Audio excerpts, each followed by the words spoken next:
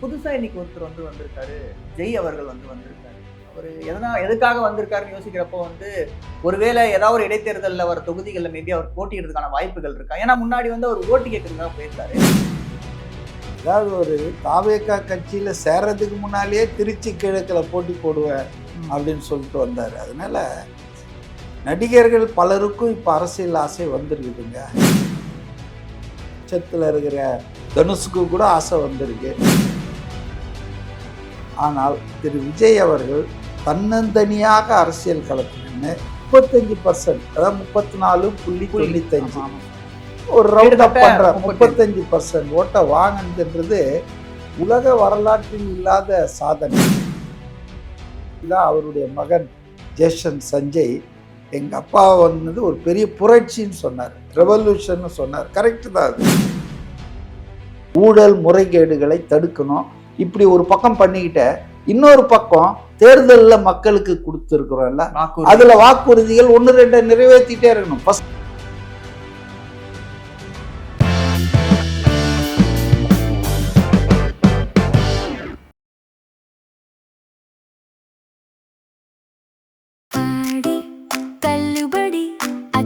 பேரும் அல்லம்படி 6 முதல் 60% வரை ஆடி தள்ளுபடியுடன் சூப்பர் சரவணா ஸ்டோர்ஸ், சென்னை, மதுரை, கோவை. வணக்கம் ஜெம் டிவி நேயர்களே, நான் உங்கள் விஜே ஆரோன். இன்னைக்கு நம்ம கூட சிறப்பு விருந்தினரா யார் வந்திருக்கான்னு பார்த்தீங்கன்னா political critic CK Mathivanan sir தான். அவர் தான். வணக்கம் சார். வணக்கம். எப்படி இருக்கீங்க சார்? நல்லா இருக்கேன் சார். தமிழ்நாடு ரொம்ப பரபரப்பாக போய்கிட்டு இருக்கு. இன்னைக்கு கூட சட்டசபையில் நிறைய கேள்விகள் எழுப்பி இந்த மாதிரி நிறைய விஷயங்கள் பண்ணிட்டு இருந்தாங்க. இதில் ஒரு யூஸ்வலாக இல்லாத ஒரு விஷயம், பொதுவாக சட்டசபைக்கு அரசியல்வாதிகள் MLAக்கள் தான் வருவாங்க. புதுசாக இன்னைக்கு ஒருத்தர் வந்திருக்காரு. ஜெய் அவர்கள் வந்திருக்காரு. அவர் எதுக்காக வந்திருக்காருன்னு யோசிக்கிறப்போ ஒருவேளை ஏதாவது ஒரு இடைத்தேர்தலில் வர தொகுதிகளில் மேபி அவர் போட்டியிடுறதுக்கான வாய்ப்புகள் இருக்கா? ஏன்னா முன்னாடி அவர் ஓட்டு கேட்கறதுக்காக போயிருந்தாரு. இப்போ இந்த டைம் ஏதாவது போட்டி போடுறதுக்கு வாய்ப்புகள் ஏதாவது இருக்கா அப்படின்ற மாதிரி ஒரு சில சந்தேகங்கள் இருக்கு. அதை கொஞ்சம் கிளாரிஃபை பண்ணிங்கன்னா நல்லா இருக்கும் சார். இது போலதான் ராகவா லாரன்ஸ் கூட ஒரு பேட்டியெல்லாம் கொடுத்தாரு. ஆமாம் சார். அப்புறம் அரசியலே வேணான்ட்டு போயிட்டாரு. அதாவது ஒரு தாவேகா கட்சியில சேர்றதுக்கு முன்னாலேயே திருச்சி கிழக்குல போட்டி போடுவேன் அப்படின்னு சொல்லிட்டு வந்தாரு. அதனால நடிகர்கள் பலருக்கும் இப்ப அரசியல் ஆசை வந்துருக்குதுங்க. அது லாரன்ஸோ ஜெய்யோ மட்டும் இல்லை. இப்ப இன்னைக்கு உச்சத்துல இருக்கிற தனுஷுக்கு கூட ஆசை வந்திருக்கு. அவரும் இப்ப அரசியலை நோக்கி பயணிக்கிறாருன்னா. பட்டு எல்லாரும் எம்ஜிஆர் ஆகிட முடியாது, எல்லாரும் விஜய் ஆகிட முடியாதுங்க. நான் ஏன் ஜெயலலிதாவை சொல்லன்னா, ஜெயலலிதா எம்ஜிஆர் கட்டி வச்ச மாளிகையில் உட்காந்து அதை மேனேஜ் பண்ணாங்க. அவங்க எதையும் கட்டி வளர்க்கல. பட் விஜய் அப்படி இல்லை. எம்ஜிஆரை போலவே ஒரு கட்சியை ஆரம்பித்து எம்ஜிஆரை விட பெரிய சாதனை பண்ணிட்டார். ஏன்னா எம்ஜிஆர் 1977 ஜெயிக்கும் போது தனியாக ஜெயிக்கலை, ஒரு 3-4 கூட்டணி வச்சு தான், ஃபார்வர்ட் பிளாக், CPI, சில கட்சிகளுடைய கூட்டணியை வச்சு தான் ஜெயிச்சாரு. அப்பவும் 33% ஓட்டை அவர் தாண்டலை. ஆனால் திரு விஜய் அவர்கள் தன்னந்தனியாக அரசியல் களத்தில் நின்று ஒரு 60 வருஷம் 2 மாறி மாறி ஆட்சி அமைச்ச திமுக அதிமுகவை தூக்கி வீசி தனியாக 35%, அதாவது 34.95 ஒரு ரவுண்ட் அப் பண்ற 35% ஓட்டை வாங்கினதுன்றது உலக வரலாற்றில் இல்லாத சாதனை. அதை மிக சரியா உள்வாங்கி தான் அவருடைய மகன் ஜேஷன் சஞ்சய் எங்க அப்பா ஒரு பெரிய புரட்சின்னு சொன்னார், ரெவல்யூஷன் சொன்னார். கரெக்ட் தான். அது அதாவது மக்கள் புரட்சி, அது மாற்றம் வேண்டும் என்றவர்களுடைய ஒரு புரட்சியாக தான் நான் பார்க்குறேன். அதனால ஜெய் தாவேகாவுக்கு ஆதரவாக செயல்படுறவர் தான், செயல்பாட்டால் தான் விஜய் மேலே ரொம்ப மரியாதை வச்சிருக்கிறாள். But any public, any onlooker can enter அசம்பிளின்னா அசம்பிளிக்குள்ளே போக முடியாது. அந்த பார்வையாளர் மாடம் இருக்கு இல்லையா, அங்கே உட்காந்து விசிட்டர் பாஸ் வாங்கிட்டு போகலாம். ஈவன் பார்லிமெண்ட்டில் கூட போய் பார்த்துருக்கிறேன், நான் கூட போயிருக்கேன் டெல்லியில். அதனால் anybody can visit assembly as a visitor. அது மாதிரி இவரும் இந்த சட்டசபையில் இந்த பட்ஜெட் கூட்டத்தொடரை எப்படி நடத்துகிறாங்கன்னு யாருக்கிட்டையாவது MLA கிட்ட, மந்திரிங்கிட்ட என்ட்ரி பாஸ் வாங்கிட்டு, விசிட்டர் பாஸ் வாங்கிட்டு வந்திருக்கலாம். அதுக்கு மேலே தான் நம்ம எதுவும் சொல்ல முடியாது. Okay sir. இப்போ கொஞ்ச நாளைக்கு முன்னாடி, அதாவது 2 நாளைக்கு முன்னாடி தமிழ்நாடு பட்ஜெட் அனௌன்ஸ் பண்ணியிருந்தாங்க. முதல் பட்ஜெட் தாவேகா இப்பதான் பண்ணியிருக்காங்க. இதுல வந்து நிறைய பார்க்குறப்ப பார்த்தீங்கன்னா வந்து முன்னாடி இருந்த திட்டங்களை தான் வந்து பேரை மாற்றி ஸ்டிக்கரை ஒட்டி மாட்டி இந்த மாதிரி வந்து பண்றாங்க அப்படின்னு சொல்லி எதிர்க்கட்சிகள் வந்து குற்றச்சாட்டு இருக்கிறாங்க. ஸோ அந்த வகையில பார்க்குறப்ப பார்த்தீங்கன்னா 2011 தாலிக்கு தங்கம்ன்ற ஒரு திட்டத்தை வந்து அம்மையார் ஜெயலலிதா அவங்க தான் வந்து ஆரம்பிச்சு இது பண்ணியிருந்தாங்க. இப்போ அதே திட்டத்தை திரு விஜய் அவர்களுமே வந்து பண்றாரு. ஆனா இதுல ஒரு ஒரு குறைபாடு எனக்கு பர்சனலா தோணுதுன்னா வந்து அதுக்கான அந்த திட்டத்துக்கு வந்து 819 கோடி பட்ஜெட் தான் ஒதுக்கி இருக்காங்க. இப்போ நீங்க போன ஆட்சி பாக்குறப்ப 2024 பாத்தீங்கன்னா அவங்க வந்து கிட்டத்தட்ட 720 கோடி ஒதுக்கி இருந்தாங்க. ஆனா 4 கிராம் தங்கம் தான் சொல்லியிருந்தாங்க. ஆனா இப்ப விஜய் அவர்கள் வந்து 8 கிராம் தங்கம், 1 சவரன் தங்கம், ஒரு பிளஸ் ஒரு பட்டு புடவையும் சேர்த்து தராங்க. இந்த பட்ஜெட்ல வந்து அதை பண்ண முடியுமா அப்படின்ற ஒரு கேள்வி வந்து எழும்புது சார். அதாவது திமுக ஆட்சியில் இதை பண்ணாங்களா? 2024 720 கோடி ஒதுக்கி அதை பண்ணாங்க சார். 4 சவரன் தங்கம் கொடுத்தாங்க. 2021 ஆட்சிக்கு வந்துட்டு ஆமா, எலெக்ஷன் இயர்ல சில வேலைகள்லாம் பண்ணுவாங்க எல்லாருமே. அது ஒரு வாக்குகளை கவருவதற்கான திட்டமா தான் பாக்குறேன். சின்சியரா மனசுல இருந்து பண்ணல. ரைட். ஜெயலலிதா அம்மா வந்து லேப்டாப் வந்து கொடுத்தாங்க. லேப்டாப்பு அதுவும் அந்த ஹையர் செகண்டரி ஸ்டூடெண்ட்ஸுக்கு கொடுத்தாங்க. காலேஜ் போறவங்களுக்கு இல்லை, ஹையர் செகண்டரியில +2ல இருக்கிறவங்களுக்கு அது ரொம்ப பயன்பட்டது. காலேஜுக்கும் அவங்களுக்கு அது பயன்படும்னு வச்சுங்களேன். பட் அதை வந்து அவங்க இதுலேயே கொடுத்தாங்க, ஹையர் செகண்டரியிலே கொடுத்தாங்க. சரி, அதை வந்து அதிமுக ஆட்சியிலேயே கடைசி காலத்தில் அதை செயல்படுத்தலைன்னு வச்சுங்களேன், கோவிட் பீரியடுன்னு. சரி, திமுக ஆட்சி வந்து அதை வந்து கடைசியாக நான் சொன்ன பாருங்க, அந்த தேர்தலில் இளைஞர்கள் ஓட்டு தங்களுக்கு கிடைக்காது போல இருக்கே, விஜய் பக்கம் போகுது பெண்கள் ஓட்டுன்னு, அதை கவருவதற்காக பல சாகசங்கள் பண்ணாங்க. அதுல ஒரு சாகசம் லேப்டாப்பை திடீர்னு கொடுத்தாங்க. அதை கொடுத்தது மட்டும் இல்லை, அதை எப்படி கொடுத்தாங்கன்னா 18 வயசுக்கு மேல இருக்கிறவனுக்கு போனோன்றதுக்காக. ஏன்னா இவங்க குறி எல்லாமே அரசியல் ஓட்டு வாங்கிறது தானே இவங்க குறி. அதனால இதை வந்து 25ல கொடுத்தாங்கன்னு நினைக்கிறேன். ஆமா, கடைசி எலெக்ஷன் அப்போ. அது முன்னாடி வந்து டேப் தரேன் அப்படின்னு சொல்லிட்டு சொன்னாங்க, அது தரல. அதுக்கப்புறம் லேப்டாப் வந்துட்டாங்க திருப்பியும். ஸோ சரி தந்தாங்க, அது அரசியலுக்காக ஓட்டுக்காக பண்றாங்க. அப்ப நான் வந்து என்ன சொன்னேன், அவங்கள லேபிள் ஓட்டுறாங்க ஜெயலலிதா பிளான அப்படின்னு சொல்ல முடியுமா? இல்ல கிடையாதுங்க. நல்ல திட்டங்கள், ஆட்சி என்பது ஒரு தொடர்ந்து போறதுங்க. அரசுகள் மாறும், கவர்னன்ஸ் என்பது தொடர்ந்து நடக்கும், கண்டினியூஸ் ப்ராசஸ். இப்ப போன கவர்மெண்ட் வாங்கின 13 லட்சம் கோடி கடனை இந்த கவர்மெண்ட் எனக்கு அதுக்கு சம்பந்தம் இல்லைன்னு சொல்லிட முடியுமா? முடியாது. கண்டினியூ கவர்மெண்ட் தனியா போயிட்டு இருக்கோம். அவங்க வாங்கிட்டு போயிட்டாங்க, அவங்க சாப்பிட்டுட்டாங்க, நான் ஏன் 68,000 கோடி வட்டி கட்டணும்னு விஜய் அரசு கேட்க முடியுமா? முடியாது, கேட்கக்கூடாது. ஸோ கண்டினியூட்டி தான். அது போலதான் ஒரு நல்ல திட்டம் வந்ததுன்னா அந்த திட்டத்தை வந்து மேம்படுத்தலாம், அதை நீடிக்கலாம். இப்போ உதாரணத்துக்கு காலை உணவு திட்டத்தை கொண்டு வந்தார் யாரு? ஸ்டாலின். அது அவருடைய சொந்த திட்டம். அவர் வந்து 1ல இருந்து 5 வரைக்கும் கொண்டு வந்தார். ஆனா அதே திட்டத்தை இவர் மேம்படுத்தி இப்போ 5ல இருந்து இல்லை 6, 7, 8 வரைக்கும் எக்ஸ்டெண்ட் பண்ணிட்டாரு. அதுக்கு ஒரு 800 கோடி ஏதோ ஒதுக்கி இருக்காரு.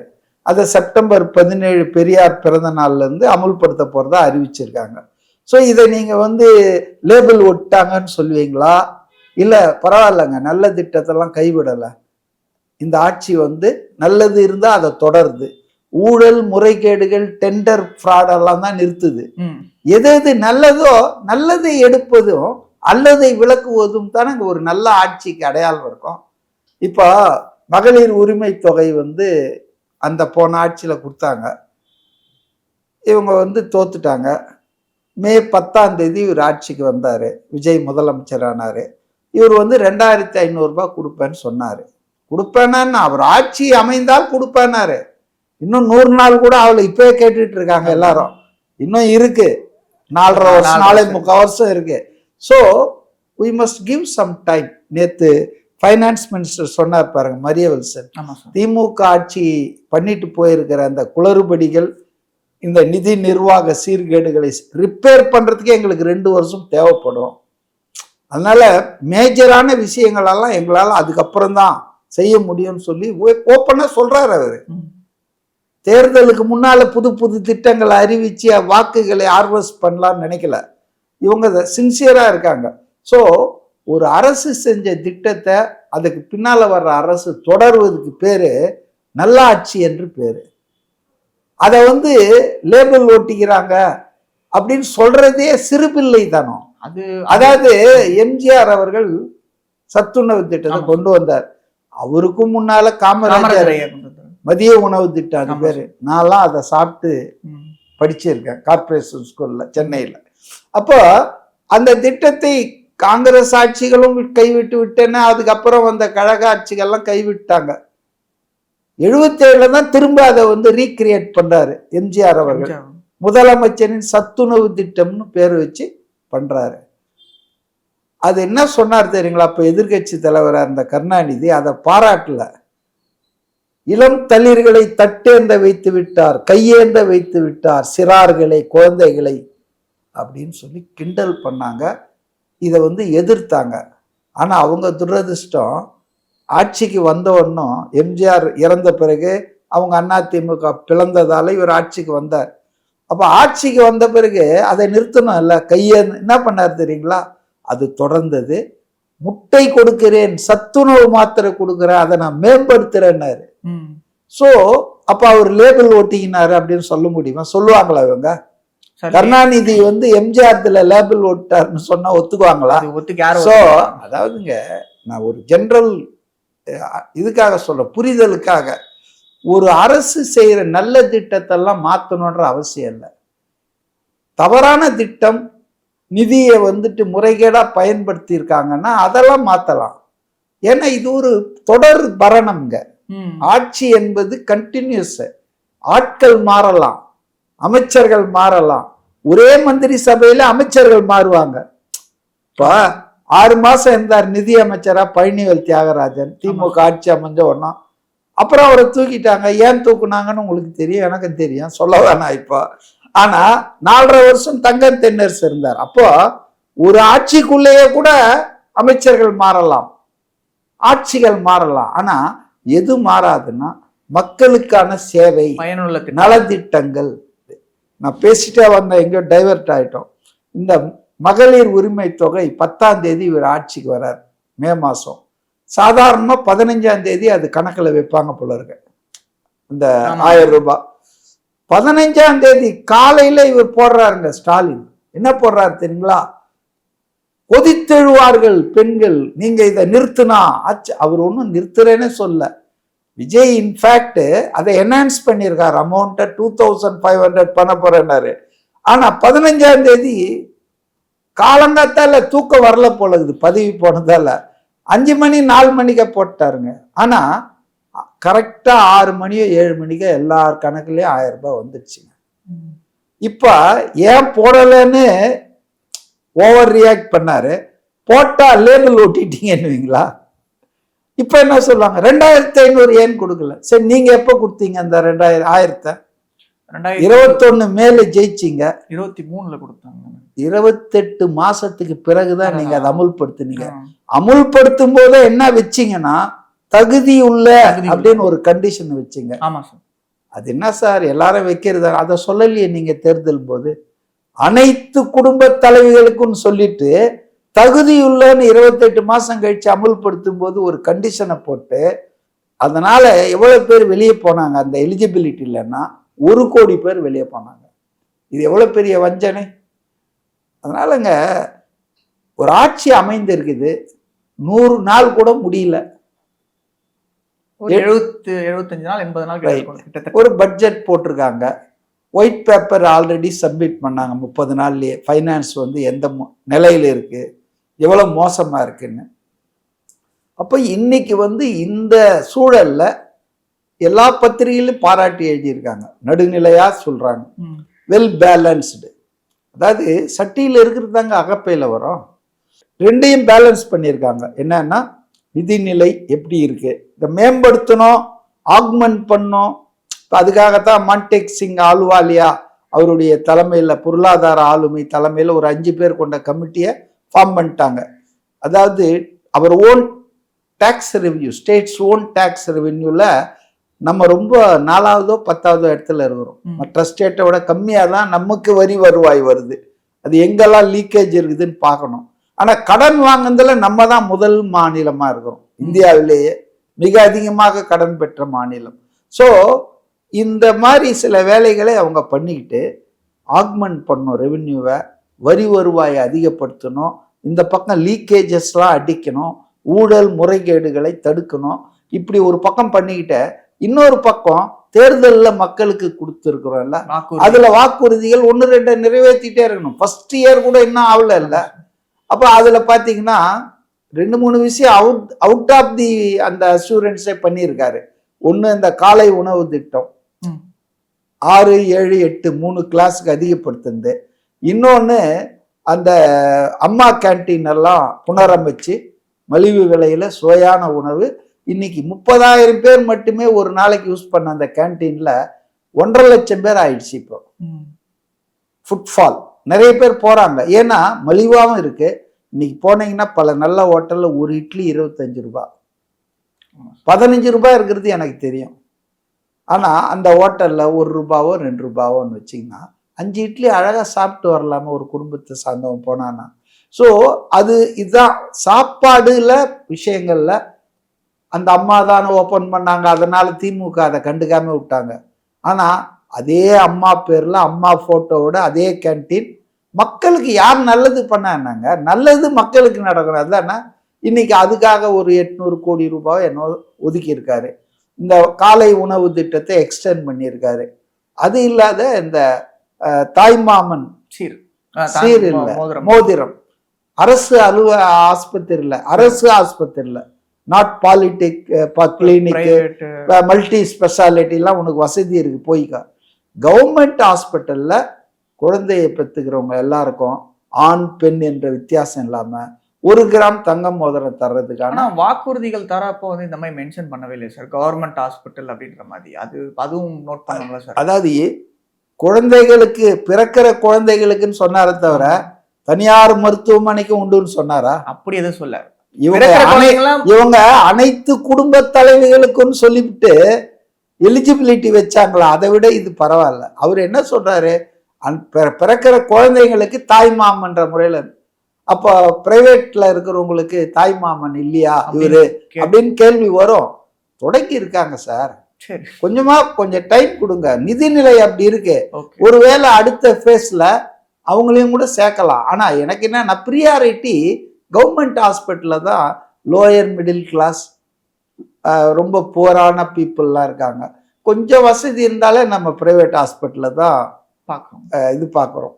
அதாவது குழந்தை பேரு மகப்பேறு எல்லாம் அங்கதான் நடக்குது.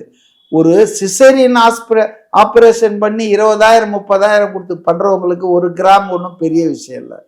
ஆனா கவர்மெண்ட் ஹாஸ்பிட்டல்ல ஃப்ரீயா ட்ரீட்மெண்ட் பார்க்குறவங்களுக்கு அந்த 13-14,000 ரூபான்றது பெருந்தொகை. அதனால யாருக்கு ரொம்ப தேவையோ நீடியோ அவங்களுக்கு முதல்ல கொடுத்துருக்காங்க. அதுக்கு அர்த்தம் அவங்களுக்கு கொடுக்கவே மாட்டாங்கன்னு இல்லை, ப்ரியாரிட்டைஸ் பண்றாரு. அதாவது யாருக்கு ரொம்ப முதல்ல சின்ன குழந்தையா இருக்கிறவங்க பசியில துடிப்பான், நல்லா வளர்ந்தவங்க பசியெல்லாம் சமாளிச்சுக்கலாம். அப்போ அந்த சின்ன குழந்தைக்கு தான் ஒரு தாய் முதல்ல போய் சாப்பாடு போடுவான். ஏன்? அந்த குழந்தைக்கு பசி தாங்காதுன்ட்டு. அது போலதான் கவர்மெண்ட் ஹாஸ்பிட்டல்ல கொடுத்துருக்காங்க. அப்படி 1 by 1 வரும் தான் நான் நினைக்கிறேன். ஏன்னா அவர் மனசுல கிளியரா இருக்காரு. அவர் ஒன்றும் சொத்து சேர்க்கறதுக்கோ அல்லது புகழ் பெறுவதற்கோ வரல. ரொம்ப கிளியர் கட் கோல், தமிழ்நாடை மேம்படுத்தணும், தமிழ்நாட்டு மக்களுக்கு நல்லது நடக்கணும். இன்னொரு இன்டர்வியூல உங்களை சந்திக்கிறேன். நன்றி, வணக்கம் சார்.